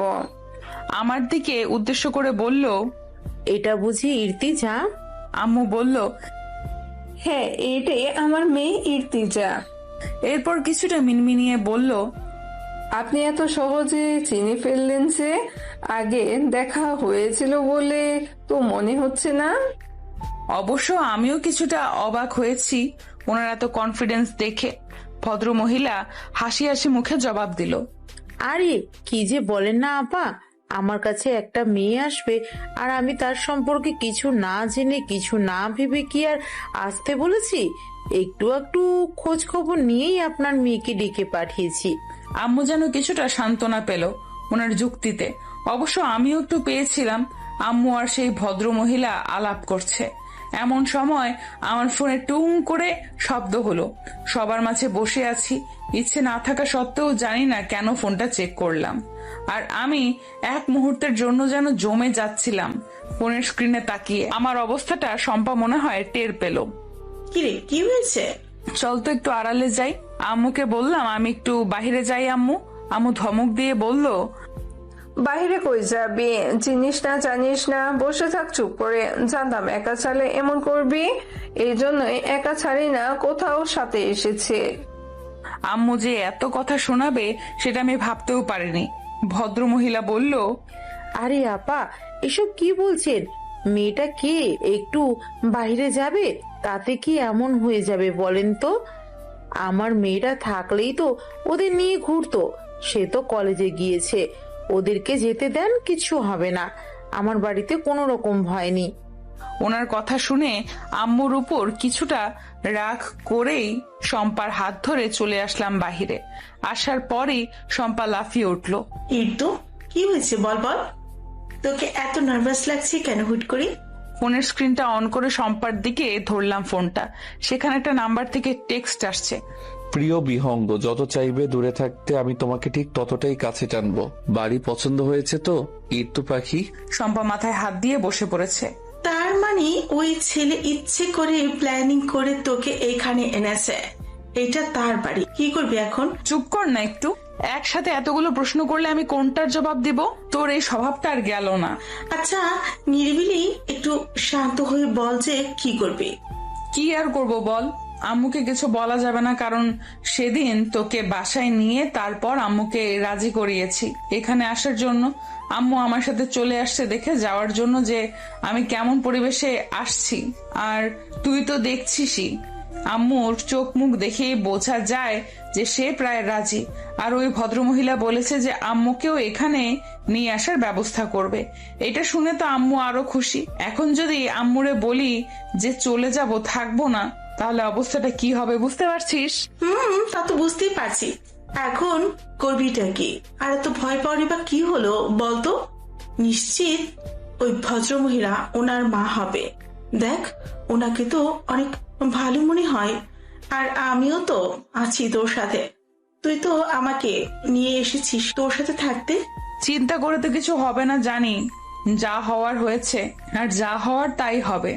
আমিও দেখতে চাই ওই বেয়াদ্দপ ছেলে কি করতে পারে। আর এখন বুঝতে পারছি যে শারমিন আন্টি আমার নাম্বার কোথায় পেল। আম্মুরে তো মানানোর জন্য মিথ্যা বলেছিলাম যে বান্ধবীর থেকে নিয়েছি। আচ্ছা, তুই ওর নম্বর ব্লক করছিস না কেন? তোর মনে হয় শম্পা যে আমি ওনার নাম্বার ব্লক করিনি? যতটা নাম্বার দিয়ে নক দিয়েছে সব নাম্বার ব্লক করে দিয়েছি। সে প্রতিবার নতুন নাম্বার দিয়ে টেক্সট করে। এমন বজ্জাত একটা ছেলে কেন যে আমার পেছনে পড়লো? দুনিয়ায় এত মেয়ে থাকতে কি করব এখন? সময়টা গ্রীষ্মকাল, বাহিরে নীলচে আকাশ, উজ্জ্বল প্রখর রোদ্দুর। এখন সকাল সকাল সূর্যের আলো অনেক বেশি প্রখর হয়ে যায়, তাপ বেশি থাকে। আমি আমার ছোট এবং সুন্দর গোছানো রুমটায় বসে আছি। আম্মুকে অনেক মনে পড়ছে। গতকালই আম্মু চলে গেছে। বাড়িওয়ালি আন্টি বলেছে কিছুদিন পর আম্মুরে এখানে নিয়ে আসার ব্যবস্থা করবে। আমি যেন মন খারাপ না করি, কিছু লাগলে যেন ওনাকে জানাই, এগুলো বলেই আমাকে সান্ত্বনা দিয়েছিল গতকাল। এখন আমি আম্মুর আসার অপেক্ষায়, যদিও অপেক্ষা করতে হবে বহুদিন। আম্মু ছাড়া এই দুনিয়ায় আমার আর কেউই নাই যে আমি তার জন্য অপেক্ষা করব। তাই আমার সবটা আমার আম্মুই। এই সবকিছু ভাবতেছিলাম এমন সময় হঠাৎ শম্পা ওয়াশরুম থেকে বের হয়ে কিছুটা চিল্লিয়ে বলে উঠল, কি রে তুই কান্না করছিস কেন? আমি অনেকটা ভয় পেলাম ওর চিল্লানোতে। বুকে 2-3 বার ফু দিয়ে বললাম, সমস্যা কি তোর? কই কাচ্ছি আমি? আর এত চিল্লাস কেন সবকিছুতে? একটু আস্তে করে কথা বলা যায় না? আচ্ছা কুল কুল, কান্না করিস না, ঠিক আছে। তবে তোর চোখে পানি টলমল করছে তো? আন্টিকে মনে পড়ছে? আমার তো আমার মাকে মনে পড়ছে, কিন্তু তোর মতো তো ভ্যা ভ্যা করে কাঁদছে না। যাই হোক, মন খারাপ করিস না। তোর হবু শাশুড়ি তো বলেছে তোর আম্মুরে নিয়ে আসার ব্যবস্থা করবে। শম্পার কথা শুনে আমি শতভাগ হতবম্ব হলাম। এগুলো কি বলছিস তুই? মাথা ঠিক আছে তোর? হবু শাশুড়ি মানে কি? হ্যাঁ ও মা, বুঝতেছিস না? বাড়িওয়ালি আন্টি তো ইভানের আম্মু, সেটা কি ভুলে গেলি? আর সে শুধু বাড়িওয়ালি না, পাশাপাশি তুই যে প্রতিষ্ঠানের শিক্ষিকা হচ্ছিস সেটার প্রিন্সিপাল। দেখ শম্পা, উনি আমার প্রিন্সিপাল, আমি এতটুকুই মানি। তুই আর ওসব ফাউল কথা বলে আমাকে রাগিয়ে দিস না প্লিজ। দরজার ওপাশ থেকে কেউ একজন বলে উঠল, ইর্তিজা আপু রাগও আছে বলছি। আমি আর শম্পা দুজনেই দরজার দিকে তাকালাম। ঠিক পুতুলের মতো একটা মেয়ে দাঁড়িয়ে আছে। মাশাআল্লাহ, মেয়েটা এত সুন্দর, ওর কাছে নিজেকে কাক মনে হচ্ছে। যাই হোক, মেয়েটারে চিনতে পারলাম না, আগে দেখি নাই বলে কথা, চিনব কি করে? ইতিমধ্যেই সে বলে উঠল, ভিতরে আসতে বলবে না? আমি আর শম্পা দুজন একসাথে বলে উঠলাম, হ্যাঁ আসো আসো। সে এক সেকেন্ডও দেরি না করে রুমে এসে খাটের এক কোনায় বসে পড়লো। তারপর হাসতে হাসতে জিজ্ঞেস করলো, নিশ্চয় আমাকে চিনতে পারো নাই? পরিচয়টা দিচ্ছি তাহলে। আমি হলাম ইভা মির্জা, মিস্টার সাখওয়াত মির্জা ও মিসেস কোহিনুর মির্জার একমাত্র মেয়ে, আর ইভান মির্জার একমাত্র আদরের। আমার বুকটা কাঁপতেছে ইভার পরিচয় শুনে। জানি না কেন এমন হচ্ছে, হয়তো সেই ইভানের জন্যই আমার এই অবস্থা। শম্পা কিছুটা লাফিয়ে পড়ার মতো বলল, ও আচ্ছা আচ্ছা, তা তোমাকে তো দেখলাম না। আসলে আপু, কালকে কলেজ থেকে ফেরার পথে এক ফ্রেন্ডের বাসায় গিয়েছিলাম কিছু কাজে, তাই বাসায় ফিরতে লেট হয়ে গিয়েছিল। আমু বলেছিল তোমাদের কথা, রাতে আসতে পারি নাই বলেই সকাল সকাল চলে আসলাম তোমাদের দেখতে। আর আজকে কলেজে যাব না, সারাদিন তোমাদের সাথে আড্ডা দিব। এক নাগারে কথাগুলো বলে এবার আমাকে উদ্দেশ্য করে প্রশ্ন করলো ইভা, ইর্তিজা আপু, রাতে সমস্যা হয়নি তো? ঘুম ভালো হয়েছে তো? আমি হাসার চেষ্টা করে মুখে বললাম, না সমস্যা হয়নি তেমন। আর মনে মনে ভীষণ অবাক হচ্ছে এটা ভেবে যে এই মেয়ে এত শিওর হয়ে আমাকে চিনল কিভাবে। আগে তো দেখা হয় নাই আমাদের। আমি যে ইর্তিজা, সে এতটা শিওর কিভাবে হচ্ছে? তাহলে কি? না না, আর ভাবতে পারছি না এসব। এর মধ্যে ইভা বলল, আরে আপু, আমি তো তোমাদের ডাকতে এসেছিলাম। আমু পাঠিয়েছে নাস্তা করার জন্য তোমাদের ডাকতে, বলেছে এই 2 দিন তোমাদের মেহমান তোমরা, তারপর থেকে না হয় নিজেরা যা করার করবে। এগুলো বলেই তারা দিল যাওয়ার জন্য, কিন্তু আমার একটু ইচ্ছে করছে না যেতে, ভয় লাগছে কেমন। শম্পা আমাকে বলল, কিরে চল যাই, খিদে পেয়েছে তো। আমি ওর দিকে চোখ বড় বড় করে তাকালাম। আমার অবস্থা বুঝতে পেরে মেকি হাসি দিয়ে বলল, কিছু হবে না ইর্তু পাখি, চলো। এখন আমার আরো বেশি বিরক্ত লাগছে, কিচ্ছু করার নাই, যেতে হবে ভেবেই রওনা হলাম। আমাদের বিল্ডিং এর পাশেটাই ওদের বাসা। মাঠের এক পাশ দিয়ে 2-3 মিনিট হেঁটে ওদের বাসার মেইন রোডে পৌঁছলাম। মেইন রোডে বড় করে লেখা সুখালয়। মনে মনে ভাবছি ভীষণ সুন্দর তো লেখাটা, কিন্তু গতকাল চোখে পড়ে নাই। তবে বাহিরের গেটে যে ছিল মির্জা ভিলা, ওইটা আবার দেখেছিলাম। পুরো বাড়িটা আসলেই অনেক সুন্দর। যাই হোক, এত কিছু ভাবতে ভাবতে মেইন ডোর পেরিয়ে সেই সুন্দর ড্রয়িং রুমটার দেখা পেলাম। আমি যথাসম্ভব পিঁপড়াদের মতো হাঁটছি। এর মধ্যে ডাইনিং টেবিল থেকে আন্টি বলে উঠল, কি রে, কখন পাঠিয়েছি? এতক্ষণ সময় হলো তোদের? তাড়াতাড়ি আয়। ইভা বলল, এই তো আম্মু চলে এসেছি তো। ইতিমধ্যে ডাইনিং টেবিলে নজর পড়তেই আমি শকড খেয়েছি। আমার পা থেমে গেল আর সামনে এগোতে ইচ্ছে করছে না। শম্পার হাত জাপটে ধরেছি। শম্পায় ব্যথায় হাত ছাড়িয়ে নেওয়ার চেষ্টা করছে, কিন্তু লাভ হচ্ছে না। ইভান টেবিলের ডান পাশের একটা চেয়ারে বসে এক মনে খাচ্ছে। ওনার দিকে তাকাতেই যেন আমার ভয় হচ্ছে। সেদিন ভার্সিটিতে রাগের মাথায় কি জানি বলে ফেললেন, এখন বা পরে ওনার সামনাসামনি কিছু বলার সাহস আমার হবে বলে মনে হচ্ছে না। ওনারে কেন জানি আমার ভয় লাগে। শম্পাকে মিনমিনিয়ে বলছি, শম্পা কিছু কর প্লিজ। আন্টি ডেকে বলল, ও মা, তোমরা ওখানে দাঁড়িয়ে আছো কেন? এখনো আসো এদিকে। আমি পাটা একটু পিছিয়ে নিয়ে দৌড় দিব ভাবছি, এমন সময় আন্টি আবার বলে উঠল, এই ইর্তিজা, কি হয়েছে? ওদিকে যাচ্ছ কেন? আমি ভয়ে তোতলাচ্ছি। খেতে আসো, ওখানে দাঁড়িয়ে আছো কেন? শম্পা বলল, না মানে আন্টি ওই আর কি, ওর তোতলানো দেখে আন্টি ভেবেছে ওয়াশরুমে যাব, ব্যাস হয়ে গেল? আন্টি বলল, ও আচ্ছা, ওয়াশরুম যাবে? ওই তো বাম দিকে যাও, ওয়াশরুম পেয়ে যাবে। আমি বলে উঠলাম, না আমি ওয়াশরুমে যাব না। শম্পাও সাথে সাথে বলে উঠল, আমিও তো যাবো না। আমাদের এই কাহিনীতে সবাই হতবাক হয়ে একজন আরেকজনের চোখাচোখি করছি। অতিরিক্ত নার্ভাসনেসের কারণে আমরা কি বোকামি টাইনা করে বসলাম। সকলের নীরবতায় ফাটল ভেঙে দিয়ে ইভা জোরে হেসে উঠল। ওর হাসি দেখে আন্টি সহ আমরা সবাই হেসে উঠলাম। আমি একটু লুকিয়ে ইভানের দিকে তাকালাম, সেও হাসছে কিনা দেখার জন্য। দেখলাম সে যথাসম্ভব হাসি লুকিয়ে রেখে খাচ্ছে। আজ ইভা কলেজ যাবে না, আমাদেরও যেতে দিবে না বলে মনস্থির করেছে। আজ সারা দিন তার সাথে আড্ডা আর ঘুরোঘুরি করতে হবে বলে জানিয়ে দিয়েছে আমাদের। সকালের নাস্তা খেয়ে চলে আসছি রুমে। আপাতত একটু রেস্ট নিয়ে পরে আড্ডা দেওয়া যাবে, আর রুমটাও একটু ঘুরিয়ে নিতে হবে।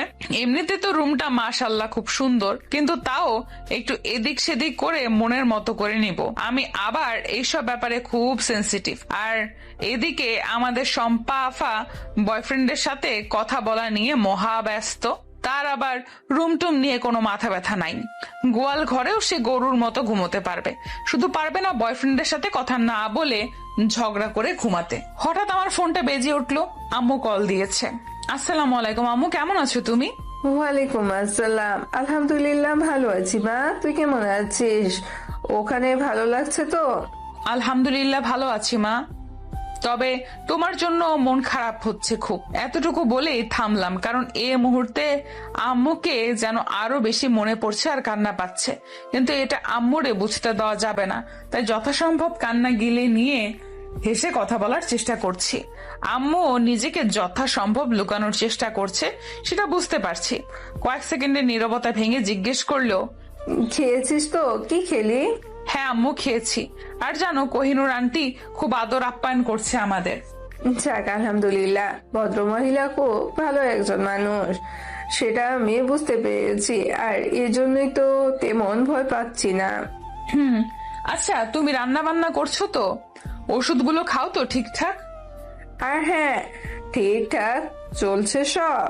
আর ওই যে পাশের বাসার সাদিয়া তো প্রায় আসে আমার কাছে, যে শুনেছে তরে খুব সুন্দর বাড়িতে রেখে আসছি, সেই থেকে আসতেছে আমার কাছে, খোঁজ খবর নিচ্ছে, আর বারবার তোর সম্বন্ধে জিজ্ঞাসা করছে, আর বারবার বলছে, খালাম্মা আগামীকালকে গেলে আমাকে নিয়ে যাইও, আমিও যাবো ইরতু আপুকে দেখতে।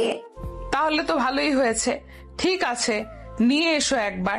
ঠিক আছে, আচ্ছা মা, সাবধানে থাকিস। আচ্ছা আম্মু, আল্লাহ হাফেজ। এই ঋতু আপু চলো, বাইরে বৃষ্টি হবে মনে হচ্ছে। ইভা এসে চিল্লানো শুরু করলো বৃষ্টিতে ভেজার খুশিতে, কিন্তু গ্রীষ্মকালের বৃষ্টি তো আর বৃষ্টি না, তা তো হচ্ছে ঝড়। বাইরে উকি দিয়ে দেখলাম আকাশের অবস্থা একেবারে অন্ধকার, দেখলেই কেমন ভয় লাগে। নতুন জায়গা, তাই আর বের হতে ইচ্ছে করছে না। কিন্তু কে শোনে কার কথা? ইভা আমাকে আর শম্পাকে কোন রকমে টেনে হিচড়ে বাহিরে নিয়েই গেল। নীল অন্ধকার আকাশের নিচে তিনজন মানব দাঁড়িয়ে স্নিগ্ধ বাতাসের স্বাদ নিচ্ছি। ব্যাপারটা খুব বেশি খারাপ না। বাতাসের চারপাশের গাছগাছালা দুলছে, গাছের ফুলগুলো যেন বাতাসে বাতাসে নেচে উঠছে। হঠাৎ খেয়াল করলাম এক পাশে আম গাছ থেকে গাছের আম পড়ছে। এই দৃশ্য দেখে আমরা তো দিলাম এক দৌড়, ভীষণ আনন্দের সাথে আম কুড়োলাম। আম কুড়োতে কুড়োতে হঠাৎ খেয়াল করলাম কেউ আমাদের দেখছে। হ্যাঁ, ইভান। সে দোতলার ব্যালকনিতে দাঁড়িয়ে আমাদের দেখছে এক ধ্যানে, আর মিটি মিটি হাসছে। আমি তাকে ভয় পাই আগে থেকেই, জানি না কেন তাকে দেখলেই আমার ভয় লাগে, আর এখন হুট করে তাকে দেখে ভূত দেখার মতো ভয় পেলাম। সামনের দিকে ফিরে শম্পার ইভারে খুব করে জোর করতেছি রুমে চলে যাওয়ার জন্য। প্রায় 5 মিনিটের মতো অনুরোধ করতেছি, চলে আয় প্লিজ, রুমে যাই। কিন্তু কে শোনে কার কথা? ওরা মত্ত ওদের কাজে। রাগে দুঃখে আমি পেছন ফিরে যেই রুমের উদ্দেশ্যে দৌড় দিব ভাবছি, অমনি ইভান আমার পেছনে। আমি ভয়ে কি করব না করব ভেবে পিছপা হতে গিয়েই পড়ে গেলাম ঠাস করে। এর থেকে লজ্জার আর কি হতে পারে? আর এই ব্যাটার সামনে কেন আমাকে বারবার লজ্জায় পড়তে হয়? উপসাল্লা উঠায় নাও আমারে। কি লজ্জা, কি লজ্জা। কিরে ইর্তু, বলি কিভাবে? আমি কিভাবে পড়েছি এটা কি এখন আমি আবার পরে তোমাকে দেখাবো নাকি? বজ্জাত, ওঠা আমাকে। ইভা আর শম্পা আমাকে টেনে তুললো। এদিকে ইভান সাহেব 2 হাত প্যান্টের পকেটে রেখে ভাব নিয়ে দাঁড়িয়ে থেকে মজা নিচ্ছে। এই ঝড়ের মধ্যে সে এমন একটা ভাব নিয়ে দাঁড়িয়েছে, মনে হচ্ছে কিছুই হয়নি। না হচ্ছে ঝড় আর না আমি এখানে পড়ে আছি। ওনার ভাবসাবে এমনটাই মনে হচ্ছে। দুঃখ, কষ্টে, রাগে, লজ্জায় আমি আবারও দৌড় লাগালাম রুমে। শম্পা ওদের সাথে মজা নিয়ে একটু পর আসলো আমার পেছনে পেছনে। ইর্তু, যা যা ফ্রেশ হয়ে আয়। আহারি, মেয়েটা পড়ে গেল। মজা নিয়ে কথাগুলো বলতেছে শম্পা আমাকে। ওর কথা শুনে আমার রাগ একদম মাথায় উঠে গেল। এ যা তো সামনের থেকে সর, ঠং। তখন এত করে বললাম চলে আয়, কিন্তু কে শোনে কার কথা। যা, এখন আসতেছিস কেন? তখন চলে আসলে তো আর আমাকে পড়তে হতো না। ওরে বাবারে, এখন আমাদের দোষ হলো বুঝি? তোরে দৌড়াতে বললো কে? দৌড়াতে গেলি কেন তুই? ওই বেটা ইভানের যত দোষ। এখন আবার তার দোষ? তোর আশেপাশে যারা থাকবে তাদেরই দোষ, আর তোর কোনো দোষই নাই। সে কি বলছে তোকে দৌড়াতে? তাকে দেখলেই তোর দৌড় দিতে হবে কেন? সে কি তোরে খেয়ে ফেলবে? আচ্ছা হয়েছে, যা। বুঝতে পারছি তুই রাজাকার মির্জাফর আমার বন্ধু হয়ে আরেকজনের পক্ষ নিচ্ছিস। আচ্ছা হয়েছে হয়েছে, যা তো ফ্রেশ হয়ে আয়। ভর্তা করে আম খাবো। তুই খা তোর আম, খাবো না আমি। কি রে, তুই চল। কই যাব? ও মা, আম খাবি না? এত কষ্ট করে উষ্টা খেয়ে পড়ে আমগুলো লি। দেখ, মেজাজ খারাপ করিস না আর। যা, খা গিয়ে তুই তোর আম, আমি খাবো না। আরে ইর্তু পাখি, রাগ করে না প্লিজ। তোকে ছাড়া আমি কিছু করি নাকি বল? আয় না প্লিজ। আচ্ছা, তোকে খেতে হবে না, শুধু আমার সাথে চল। কই যাব? আম তো রুমে বসেই খাওয়া যায়, এটার জন্য আবার অন্য কোথাও কেন যেতে হবে? আরে তুই তো নিরামিষ কেন বলতো? রুমে বসে আম খাবো? বাইরে এত সুন্দর ওয়েদার রেখে ছাদে গিয়ে খাবো আর আড্ডা দেওয়া হবে। সেই একটা সুন্দর ওয়েদার, এখন বৃষ্টির পর ওয়েদার সুন্দর হয়, সেটা বুঝি জানিস না? তোরা আড্ডা দে, যা। আমি গেলে আমাকে আবার লজ্জায় পড়তে হবে। আরে ইভান তো থাকবে না, সে থাকলে তুই লজ্জায় পড়তি নাকি? সে কখনোই থাকে না, তবে চলে আসে পরে। শম্পা জোর করে আমাকে শেষমেশ নিয়েই এলো ছাদে। সত্যি বলতে ছাদের দৃশ্যটা একেবারে মনোমুগ্ধকর। এত সুন্দর ওয়েদার, আহা শান্তি। এই সুন্দর ওয়েদারে আমার মনটা হুট করেই ভালো হয়ে গেল। হালকা হালকা লাগছে এখন। ছাদের একপাশে শম্পা আর ইভা মিলে আম কেটে প্রস্তুত করছে খাওয়ার জন্য। আকাশের দিকে তাকিয়ে থাকতে থাকতে হঠাৎ পেছনে পুরুষালী কণ্ঠ শুনে চমকিয়ে তাকালাম। ওমা, আবার ইভান! পৃথিবীতে কঠিন কোনো কাজ থাকলে সেটা হচ্ছে আমাদের ইভানের মন বোঝা। তার মুড কখন কেমন থাকে কিংবা থাকবে সেটা মনে হয় সে নিজেও জানে না। ইতিমধ্যে আমাদের গোমরামুখ ইভান ছাদে এসে ইভা আর শম্পার সাথে হাতে হাত লাগিয়ে আম কাটার কাজে লেগে পড়েছে। একপাশে গুটি সুটি মেরে বসে বসে তাদের কর্মকাণ্ড দেখছে আর মনে মনে ভাবছে এই ইভানের এত এত মুড কিভাবে হয়। মাঝে মাঝে গুন্ডা মাস্তান হয়ে পোলাপানকে মেরে হসপিটালে পাঠিয়ে দেয়, আবার মাঝে মাঝে দেখলে মনে হয় তার মতো গম্ভীর লোক দুনিয়ায় আরেকজন পাওয়া যাবে না। এখন আবার দেখছে একেবারে অন্য এক রূপ, যেটা কিচ্ছু না, বাচ্চা সুলভ আচরণ বলা যেতে পারে। 2 গালে 2টা হাত রেখে এক পাশে বসে এইসবই ভাবছিলাম আমি। কি রে তু, গালে হাত দিয়ে কি এমন ভাবছিস? জামাই মারা গেছে বুঝি? তোর গালে হাত দিয়ে রেখেছিস কেন? তোর এত এত সমস্যা, ওইগুলোর দিকে একটু নজর দে শম্পারানী। মুখ ভেঙচি মেরে বললাম আমি। কি বললি? কি সমস্যা আমার? এই যে একসাথে এতগুলো প্রশ্ন করিস, কতবার বলেছি তোর এই সমস্যাটা চেঞ্জ কর। তারপর হচ্ছে গালে হাত দিলে জামাই মরা, এটা কেমন লজিক? এসব কুসংস্কার। আরে বাহ, তুই এত সিরিয়াস হচ্ছিস কেন রে ইর্তু? এমনি এমনি তো বললাম। আচ্ছা যা, তোর জামাই মরা না। এমনি এমনি সবকিছু বলতে নেই। হুট করে ইভা বলে উঠলো, আচ্ছা ইর্তিজা আপু, তোমার পায়ে ব্যথা কমেছে? পড়ে যাওয়ার কথাটা মনে করাতেই আমি আরো বেশি লজ্জা পেয়ে গেলাম। একটু মিনমিনিয়ে বললাম, কমেছে, বেশি ব্যথা লাগে নাই তো। শম্পা মজা নেওয়ার জন্য বলল, আহারে বেচারি, হুটহাট পড়ে যায়, পরেই একদিন তোর হাড়গোড় শক্ত হবে রে। এইসব বলেই ওরা হাসতে শুরু করলো, কিন্তু এইখানে হাসার কি এমন হলো আমি সেটাই বুঝতেছি না। কই, আমার তো হাসি পাচ্ছে না, তাহলে ওরা এমনি হাসবে কেন? হাসি থামিয়ে ইভা আর তার ভাই ইভানের উদ্দেশ্যে বলল, আচ্ছা ভাইয়া, তুমি না ইর্তিজা আপুর সাথেই ছিলা, তো তুমি থাকতে সে পড়ে যায় কিভাবে? একটু ধরতে পারলে না? ইভার কথা শুনে আমি স্তব্ধ হয়ে জড়সড় হয়ে বসে আছি। 2 সেকেন্ড নীরবতার পর ইভান কিছুটা আয়েশ করেই বলে উঠল, ধরতে গেলে ছুতে হতো, হালাল করেই ছুতে চাচ্ছি, হারাম অবস্থায় না। এমনি সে আমাকে গুন্ডা মাস্তান ভেবে বসে আছে। ইভা অবাক নয়নে ইভানের দিকে তাকিয়ে জিজ্ঞেস করলো, তুমি কি এমন করছো যে তোমাকে ইর্তিজা আপু গুন্ডা মস্তান ভাবতে গেল? তোমরা কি পূর্ব পরিচিত? এত বেশি বুঝতে নেই বনু, আগে বড় হও তারপর বুঝো। বলে মুচকি হেসে ছাদ থেকে চলে গেল ইভান। এইদিকে বিস্ফোরিত নয়নে সবাই চোখাচোখি করছে। শম্পা পরিবেশ শান্ত করার জন্য বলল, এই বাদ দিতে এসব, চলাম খাই। আমার কার্যদিবস শুরু হয়ে গেছে ইতিমধ্যেই। সকাল 7টা থেকে 9:30 পর্যন্ত ক্লাস করায় বাচ্চাদের, তারপর এখান থেকেই ডিরেক্ট ভার্সিটিতে চলে যাই। ভার্সিটি ক্লাস 9:45 থেকে শুরু হয়। আমি যথাসময়ে উপস্থিত থাকার আপ্রাণ চেষ্টা করি। আজ মঙ্গলবার খুব ভোরে ঘুম থেকে উঠলাম আমি। ফজর নামাজ শেষ করে সুন্দর সকাল উপভোগ করার উদ্দেশ্যে বাহিরে বের হলাম একা। শম্পা এখনো ঘুমিয়েই আছে, তা না হলে তাকে নিয়েই আসা যেত। রুম থেকে বের হলেই মাঠে এসে দেখলাম পুরো মাঠ আর তার আশপাশ একেবারে স্তব্ধ হয়ে আছে। মাঝে মাঝে মৃদু বাতাস ভেসে আসছে অজানা কোনো দিক থেকে। আমি বাগানের কাছে গিয়ে দেখলাম আজ বাগানে একটু বেশি ফুল ফুটেছে। ফুল ভীষণ ভালোবাসি আমি, ফুল ভালোবাসে না এমন কেই বা আছে? আজ বাগানে নতুন ফুলের আগমন যে, এত ফুলের মাঝে এ যেন এক আস্ত একটা গোলাপের তোড়া। তবে সেই তোড়াটা হলো কালো গোলাপের তোড়া, বুঝেছেন সাহেব?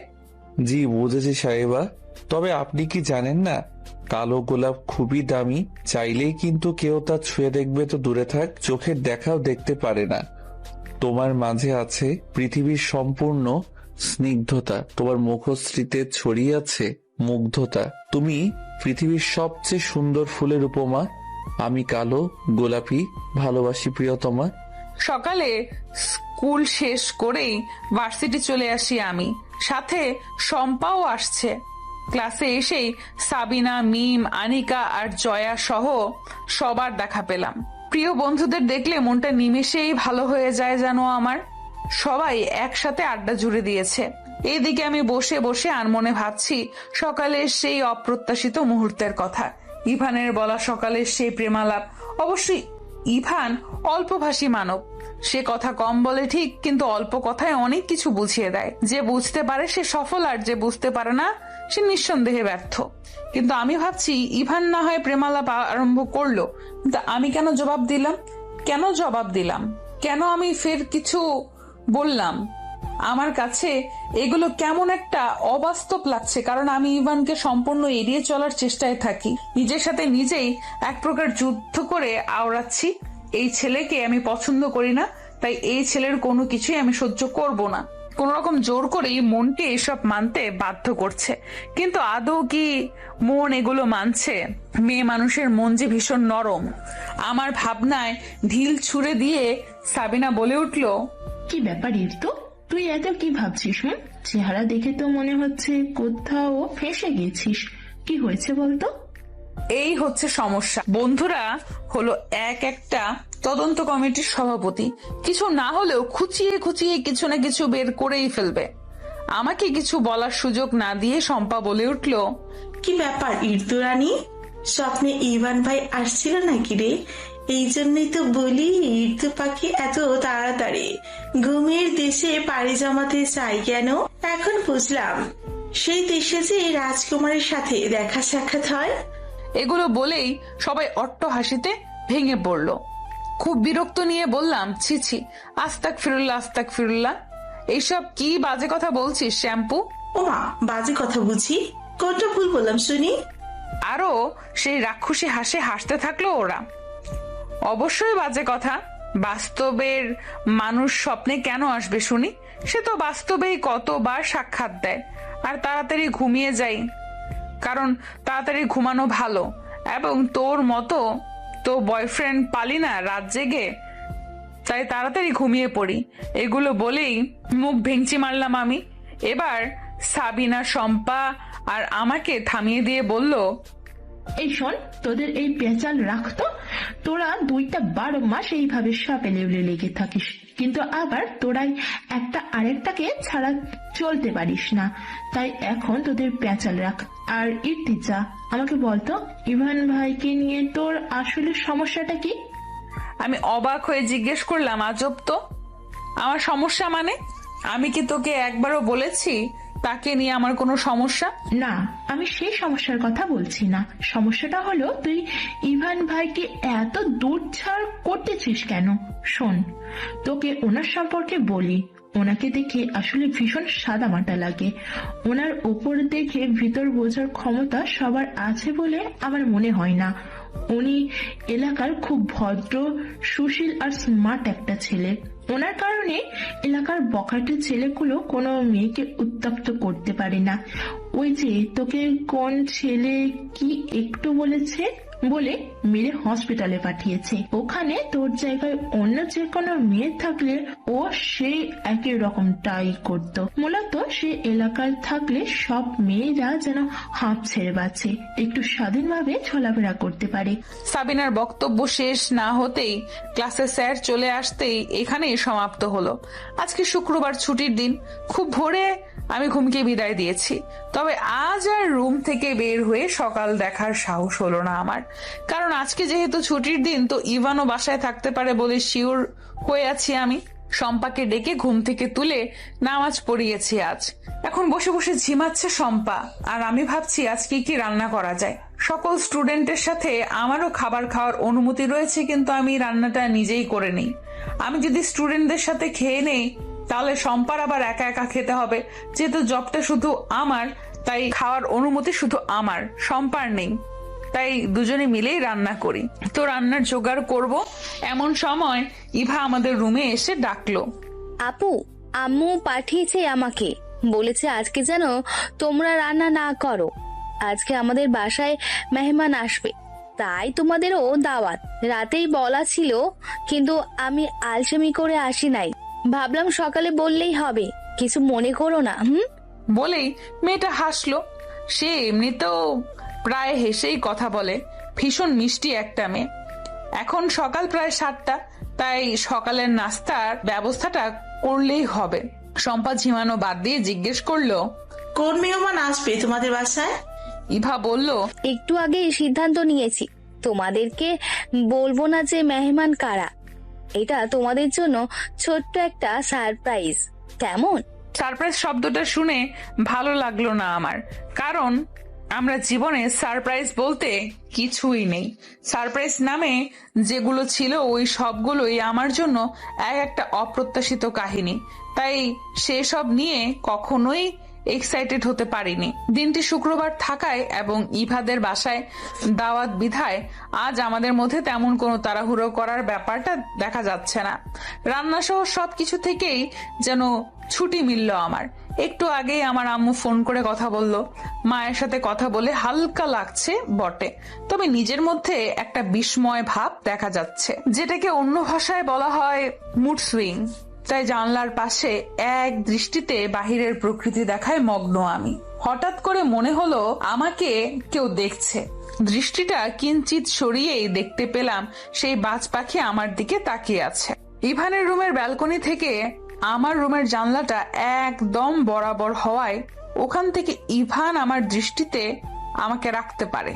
তবে এ ব্যাপারে আমার বোধগম্য ছিল না বিধায় ইভান ধরা পড়ে নাই, তবে আজ ধরা পড়েই গেল। দুজনের দৃষ্টি এক হতেই কয়েক সেকেন্ডের ব্যবধানে দুজনেই দৃষ্টি সরিয়ে নিল। ইভান আমার কাছে লুকিয়ে দেখার চুরিতে ধরা পড়লো বলে পালানোর উদ্দেশ্যে দৃষ্টি সরালো, আর নিজেকে লুকানোর উদ্দেশ্যে দৃষ্টি সরানোর সাথে সাথে নিজের সম্পূর্ণ দেহটাকেও জানলার আড়ালে নিয়ে আসলো। খুব দ্রুত সবকিছু হয়ে গেছে বলে শরীরটা কেমন অচল মনে হচ্ছে, কিঞ্চিত কাঁপন যেটাকে বলে। তাই নিজেকে ধাতস্থ করার জন্য বিছানায় শুয়ে পড়লো। কিছু সময় পর নিজেকে স্বাভাবিক করে ভাবছে এ কেমন অনুভূতি, এরকম অনুভূতির সাথে তো কখনো পরিচয় হয় নাই। এর মধ্যেই শম্পা ওয়াশরুম থেকে ফ্রেশ হয়ে বের হলো, তারা দিয়ে বলল, ইর্তু শুয়ে আছিস কেন? আমার গোসল শেষ, এবার যা তুই গোসল শেষ করে আয়। খাওয়ার টাইমে যাবি নাকি? আন্টি যে বললো একটু আগেই যে ওনাকে একটু হাতে হাতে সাহায্য করতে, সেই কথা কি ভুলে গেলি নাকি? যাচ্ছি, গোসল করলে শরীর মন দুটোই ফ্রেশ হবে ভেবেই আমি দৌড় লাগালাম ওয়াশরুমের উদ্দেশ্যে। এদিকে ইভা আর তার মা মিসেস কোহিনূর খুব মনোযোগ দিয়ে কাজ চালিয়ে যাচ্ছে, কিন্তু ইভান একটু পরপরই মায়ের কাছে এসে ছোট বাচ্চার মতো বলছে, আম্মু আম্মু মেহমান কখন আসবে বলো তো? ইভানের এমন বাচ্চা সুলভ প্রশ্ন শুনে ইভা আর তার মা হতবাক। তুই কি দিন দিন ছোট হচ্ছিস ইভান? এমন প্রশ্ন তো তোকে কখনো করতে শুনলাম না। অন্য সময় তো মেহমান আসবে শুনলে বাড়িতেই থাকতি না তুই, কত ফোন করে আনতে হতো। আর নিজের পছন্দের মেহমান না হলে তো রুম থেকেও বের করা যেত না। আর সেই ছেলে এখন মেহমানের জন্য অপেক্ষা করছে। ইভা বলল, আরে আম্মু বুঝবে না তুমি, আজকে ভাইয়া স্পেশাল মেহমান আসবে তো তাই এত অপেক্ষা। ইভান তখনও জানতো না যে তার বোন ইভা কাকে মিন করে স্পেশাল মেহমান বলেছে। ভেবেছে আমাকে মিন করে বলেছে, আবার এটা নিয়েও চিন্তা করছে যে ইভা কি আমাকে নিয়ে কোনো কিছু জানতে পারলো নাকি। কিন্তু আদৌ কি ও কি আমার স্পেশাল মেহমান নাকি অন্য কেউ, সেটা ইভানের অজানা। আমি গোসল শেষ করে এসে দেখি শম্পা অনেকগুলো মেকআপ প্রোডাক্টস এর গোডাউন নিয়ে বসেছে। এগুলো কি শম্পু, তুই কি এখন ব্রাইডাল মেকওভার করবি নাকি রে? আমার সহজ সরল উক্তি। আমার কি বিয়ে হবে নাকি যে আমি ব্রাইডাল মেকওভার করব? গাধি রয়ে গেলি তুই। বিয়ে ছাড়াই এত এত প্রোডাক্টস নিয়ে বসেছিস, আর বিয়েতে যে কি করবি আল্লাহই ভালো জানে। কিছুটা বিস্ময় মনোভাব নিয়েই বললাম আমি। আমার কথায় পাত্তা না দিয়ে সাজতে ব্যস্ত শম্পা। সে জানেই যে আমার সাথে যুক্তি দিয়ে এই মুহূর্তে পারবে না, আর তাকে যে সাজিয়ে দেওয়ার কথা বলবে কিংবা বলবে যে তুইও একটু সেজে নে, সে চান্সও নাই। কারণ আমি এসব সাজুগুজুতে একদমই ইনভলভড না। আমার জন্য বিয়ে বাড়ি, মরা বাড়ি, খালি বাড়ি সব বাড়ি একই রকম। আমি একই অবস্থায় থাকি, আলাদা কোনো রকম রং ঢং করি না। আর ভাবি মেকওভার তো দূরের কথা, আমি কখনোই সামান্য ক্রিম ছাড়া মুখে তেমন কিছুই লাগাই না। চিকন চাকন গড়নের কোমর অব্দি চুল, সুন্দর চোখ দুটো আর মিষ্টি হাসিতে শ্যামবর্ণের মুখশ্রীতে যেন আমার মায়া উপচে পড়ে। তার কি আর মেকআপ করার প্রয়োজন আছে? একদমই না।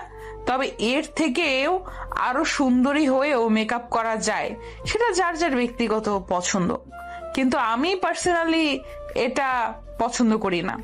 তবে খুব পরিপাটি হয়ে থাকতে পছন্দ করি আমি। আজও মির্জা বাড়িতে যাওয়ার উদ্দেশ্যে খুব সাদামাটা ভাবে সুন্দর করে পরিপাটি হয়ে রেডি হলাম। শম্পাও অল্প সময়ে সুন্দর করে সেজেগুজে রেডি হলো। এটা তো আর দূরে বেড়াতে যাওয়া না, জানলা দিয়ে উকি দিলেই ওদের বাসা দেখা যায়, আর যেতে এই তো 2-4 মিনিটের মতো লাগে।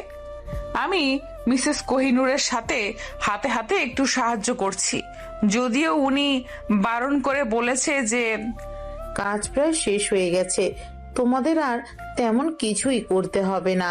তাছাড়া কাজের জন্য একজন মহিলা সব সময় থাকেই তাদের বাসায়, তাই এত তাড়া নেই। তোমরা যেন তাড়াতাড়ি চলে আসো, সেই জন্যই কাজের বাহানা দিয়েছিলাম। কিন্তু কে শোনে কার কথা? আমি ওনার পাশ থেকে নড়ছি না। এ যেন মা ও মেয়ের স্নেহময় এক দৃশ্য। তবে আমি কিছুটা লুকিয়ে থাকার চেষ্টাই চালাচ্ছিলাম, আর ভাবছে এখান থেকে বের হলেই হয়তো ইভানের মুখোমুখি হতে হবে। কিন্তু আমি চাই না ইভানের মুখোমুখি হতে, কেননা তার মুখোমুখি হলেই কেমন একটা অস্বস্তি আর জড়তা কাজ করে আমার। তাই আমি এখানে ঘাপটি মেরে বসে আছি। শম্পার ইভা জমিয়ে আড্ডা দিচ্ছে। ইতিমধ্যে মেইন ডোর রাঙিয়ে সুন্দর ড্রয়িং রুমে প্রবেশ করলো মধ্যবয়স্ক একজন সুশীল পুরুষ। ইভা গিয়ে সালাম দিল। ইভাও এগিয়ে গিয়ে করমর্দর